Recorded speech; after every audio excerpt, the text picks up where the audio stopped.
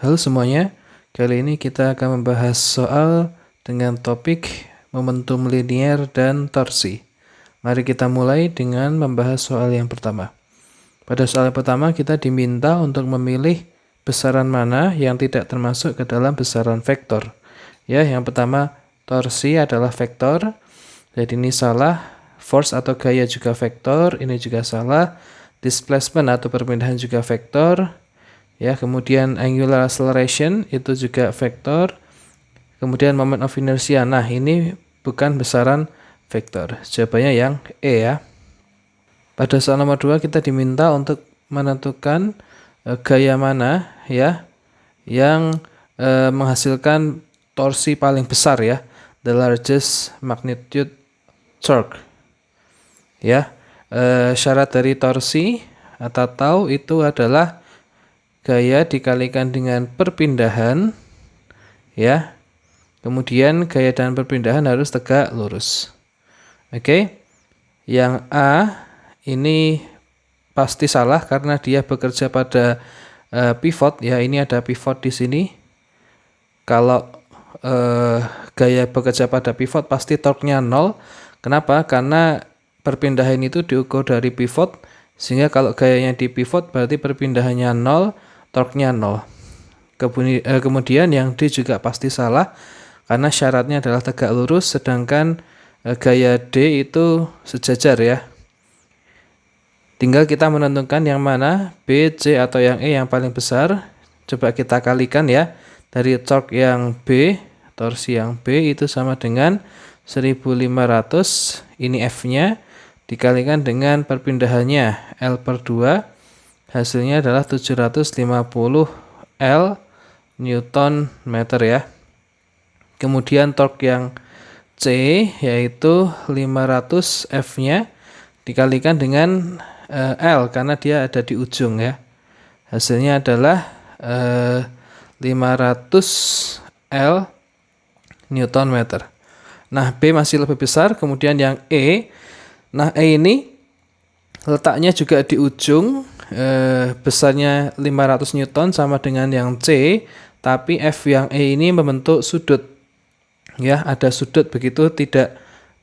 Maksudnya sudutnya tidak tegak lurus gitu ya. Jadi kalau kita uraikan menjadi vektor komponennya, berarti kan ini ya yang dipakai, yang tegak lurus, hasilnya nanti akan disinkan, maka F-nya akan lebih kecil dibanding dengan 500. Maka E juga pasti salah. Ya, sehingga yang betul adalah B. Kemudian soal nomor 3. Oke, pada soal nomor 3 ini kita diminta untuk menentukan besarnya jarak F ke hinge atau F ke pivot. Gitu ya. Mudah saja kita gunakan rumus tau sama dengan F kalikan D. Ya, F-nya diketahui sudah, taunya juga sudah, yang tidak diketahui adalah D. D di sini adalah X itu sendiri ya. F kali X gitu, sama saja. Tau adalah 150 Newton meter, F-nya adalah 50, yang ditanya adalah X. Sehingga X adalah 3 meter. Yang A jawabannya. Selanjutnya nomor 4.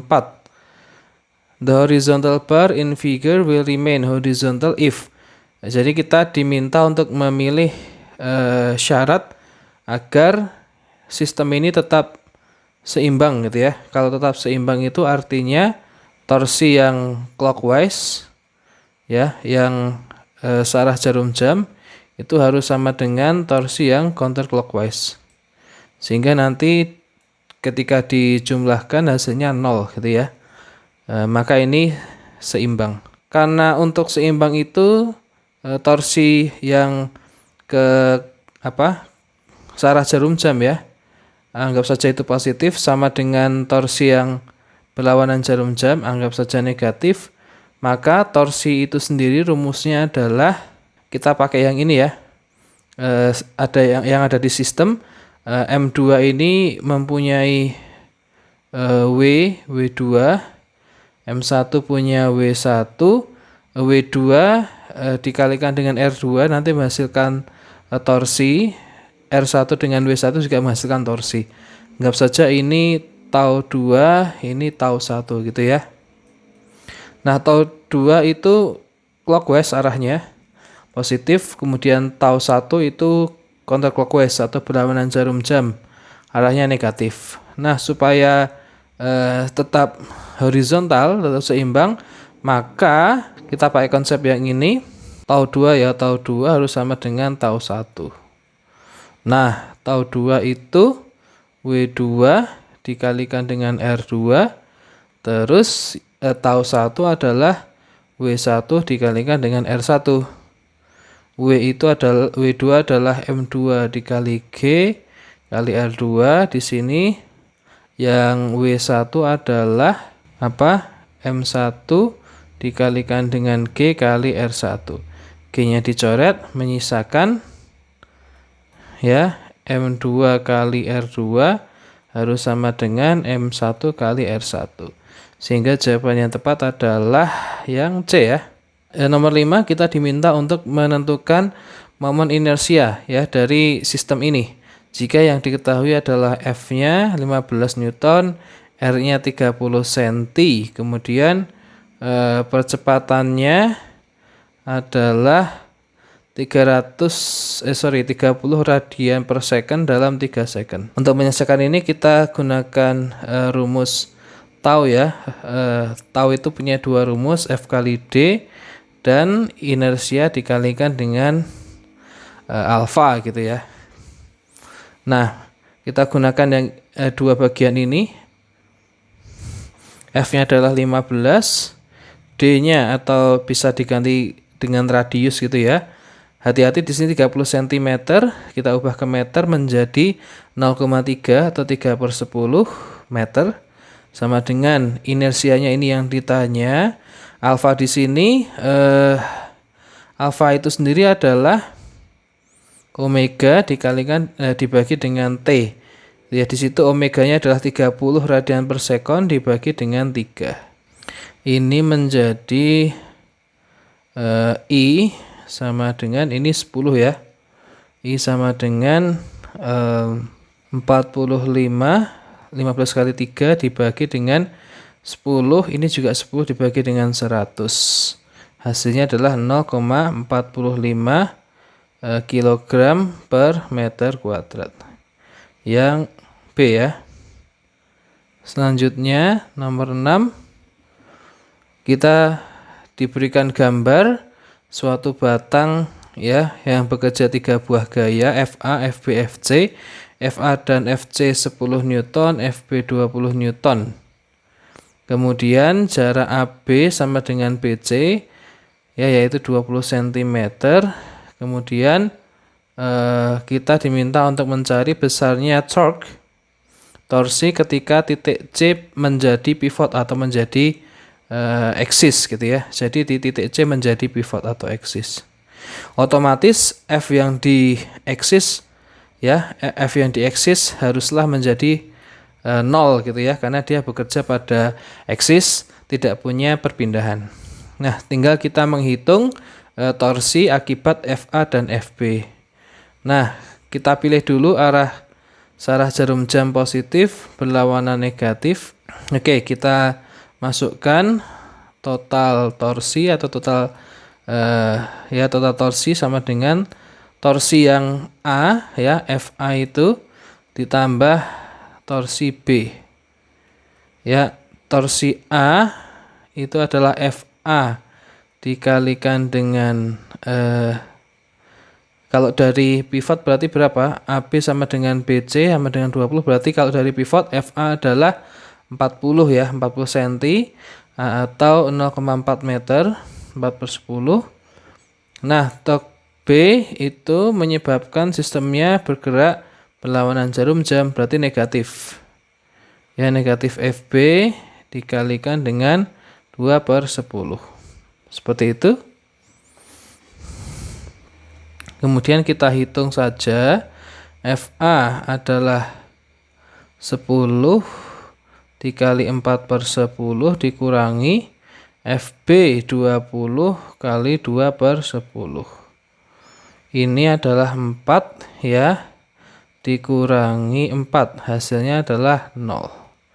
Berarti yang A ya jawabannya. Kemudian nomor 7.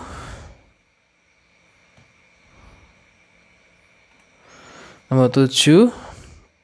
A force of 50 Newton is applied to a 0.4 meter rod. Ini salah, harusnya rod ya. That can turn about point O in the horizontal plane, as shown in the figure. Find the torque produced by this force. Oke, kita diminta mencari torsi ya. Syarat torsi adalah F harus tegak lurus dengan D ya, dikalikan. Nah, di sini F-nya belum tegak lurus, maka kita cari dahulu F yang tegak lurus. Kita bisa uraikan ya menjadi Fx dan Fy. Yang kita gunakan adalah Fy-nya karena yang tegak lurus, yang paralel tidak kita gunakan. Nah, Fy di sini adalah F dikalikan dengan sin theta. F-nya adalah 50, sin theta adalah sin 37. 50 dikali sin 37, 3/5, hasilnya adalah 30 Newton. Nah, ini yang kita gunakan di persamaan ini ya, yang persamaan yang di atas. Tinggal kita masukkan 30 dikali 0,4 atau 4/10, hasilnya adalah 12 Newton meter. Yang B ya. Nomor 8. An object moves with momentum of P. Suddenly, the object is split into two parts with momentum P1 and P2 in a direction that is perpendicular to each other. So that, P1 and P2 itu adalah bisa dikatakan vektor komponennya ya. Karena P1 dan P2 itu berada dalam arah yang tegak lurus ya. Berada dalam arah yang tegak lurus. Jadi bisa digambarkan seperti ini P, kemudian berpisah menjadi 2 ya. Seperti ini. Ini P1 katakanlah, ini P2. Yang penting tegak lurus ya. Yang penting tegak lurus. Berarti P1 dan P2 adalah komponennya dari momentum P, sehingga untuk mencari P sendiri itu menggunakan Pythagoras ya. P sama dengan akar P1 kuadrat tambah P2 kuadrat. Gitu. Atau bisa juga kalau dikuadratkan kanan kirinya, P kuadrat sama dengan P1 kuadrat plus P2 kuadrat. Yang C jawabannya ya. Selanjutnya nomor 9. A beam is shot in a vertical direction with a bullet traveling for 120 meter per second. The mass of the bullet is 100 gram, while the mass of the block is 2 kg. After being fired, the bullet lodges in the beam. The common velocity of both objects is, ada peluru ditembakkan ke beam gitu ya, ke balok. Nanti pelurunya tertanam di balok, kemudian mereka bergerak bersama. Kebayang ya? Jadi kondisi awal seperti ini, terus kondisi selanjutnya adalah pelurunya ada di balok, gitu ya. Kemudian mereka bergerak bersama. Kita sebut saja kecepatan adalah VC, V common ya, atau common velocity atau kecepatan bersama. Nah, untuk mencari VC ya kita gunakan conservation of momentum. Total momentum awal sama dengan total momentum akhir. Momentum awalnya itu momentum si peluru bullet ditambah momentum si beam. Ini sama ya, ini BE gitu saja ya, sama dengan momentum of bullet setelah bertabrakan atau setelah tertanam gitu ya, ditambah momentum dari beam setelah ditembak dengan bullets. Ini adalah MB kali VB untuk peluru tambah M dari beam, V dari beamnya sama dengan, ini kecepatan bersama, maka MB ditambah M beam kalikan dengan VC ya, kecepatan bersama. Nah, Pada kondisi awal si beamnya itu diam, berarti bagian ini 0. Tinggal kita masukkan ya, MB massa peluru adalah 100 gram atau 1/10 kilo, kalikan kecepatannya adalah 420 meter per second, sama dengan MB tambah massa dari beamnya. Berapa itu? 2 kilo ditambah dengan 0,1 kilo. 2,1 gitu ya, 2,1 kilo, kemudian kali VC. Yang ditanya adalah VC, kita tarik ke sini. VC sama dengan 42 dibagi dengan 2,1. Hasilnya adalah 20 ya, meter per second. Jawabannya yang B. Selanjutnya nomor 10. Ini soalnya sama ya, tapi mungkin yang ditanya beda. The block will bounce upwards to the maximum height bla bla bla. Nah, si blok ini akan terbang atau ya melompat gitu ya sampai ketinggian maksimum berapa ya. Nah, tadi dari soal yang sebelumnya sudah diketahui bahwa kecepatan bersamanya adalah 20 ya. 20 meter per second. Nah, ini kita jadikan kondisi 1 gitu ya, kondisi 1. Jadi kondisi ketika pertama kali bergerak. Kondisi 1 gitu ya, pertama kali bergerak. Nah, kondisi keduanya ya, ketika di ketinggian maksimum itu kan V common-nya menjadi 0 ya enggak? Ini kondisi 2. Kondisi 2 itu ketika sudah berada di maksimum height, ketinggian maksimum. Katakanlah ini VC1, ini VC2.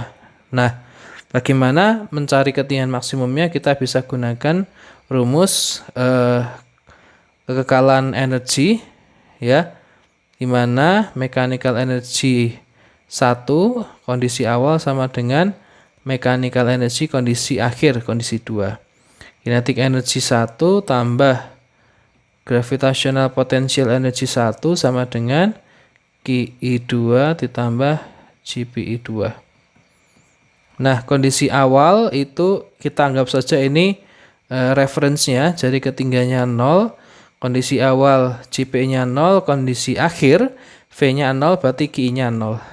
Menyisakan setengah M VC1 kuadrat sama dengan M G H2. H2 ini H max ya. M-nya kita coret dulu, menyisakan setengah. VC1-nya adalah 20 kuadrat sama dengan G-nya 10. Yang ditanyakan adalah H. Sehingga H sama dengan 400 bagi 2, 200 dibagi dengan 10, 20 meter. Yang B jawabannya ya. Selanjutnya nomor 11, a billiard ball A with a mass of 100 gram moves towards billiard ball B with the same mass which is initially at rest as shown in the figure. The velocity of ball A after the collision is. Nah, ini adalah tumbukan 2 dimensi. Kita diminta mencari kecepatan bola A setelah bertumbukan. Oke. Nah, pertama kita gambar dulu ya. Kita uraikan dulu kecepatannya. Pada kondisi sebelum tumbukan, ini ada kecepatan bola A 5 meter per second, arahnya 30 derajat. Kita uraikan dulu menjadi Vx dan Vy-nya. Seperti ini kira-kira. Ini Vx, ini Vy ya. Oke, ini maksudnya untuk Vax ya. Untuk bola A, karena bola B diam. Nah, Vax itu adalah 5 cos 30 derajat. Vy adalah 5 sin 30 derajat. Ini adalah 5 bagi 2 akar 3 meter per second.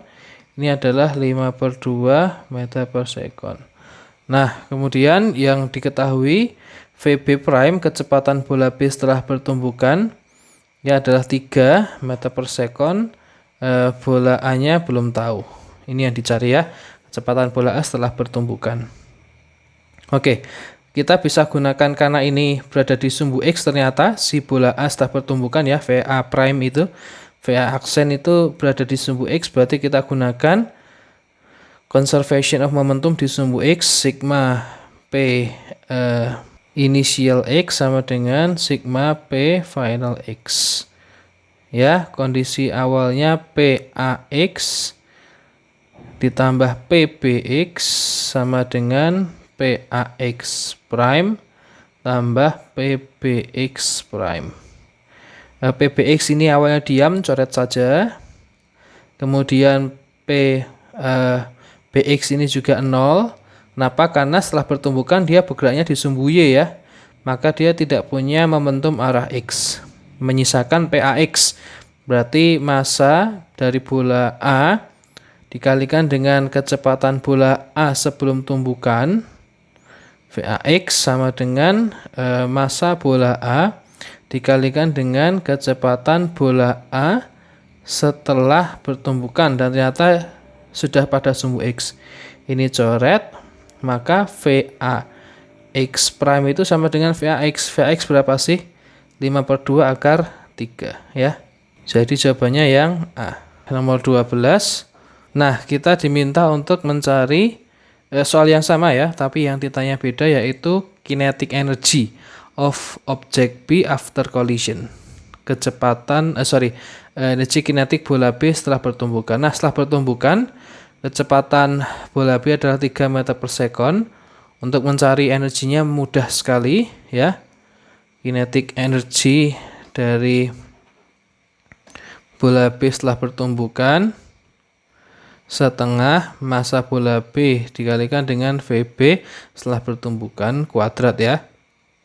Setengah massa bola B 100 gram atau 0,1 kilo ya, atau 1/10 kilogram dikalikan dengan 3 kuadrat sama dengan 4/5 sama dengan berapa ini ya, 9/20 ya. 9/20 berarti 4,5/10 atau 0,45 Joule. Jadi yang E ya jawabannya. Oke, semoga pembahasan tadi dapat dipahami dengan baik. Sampai jumpa di video pembahasan soal selanjutnya.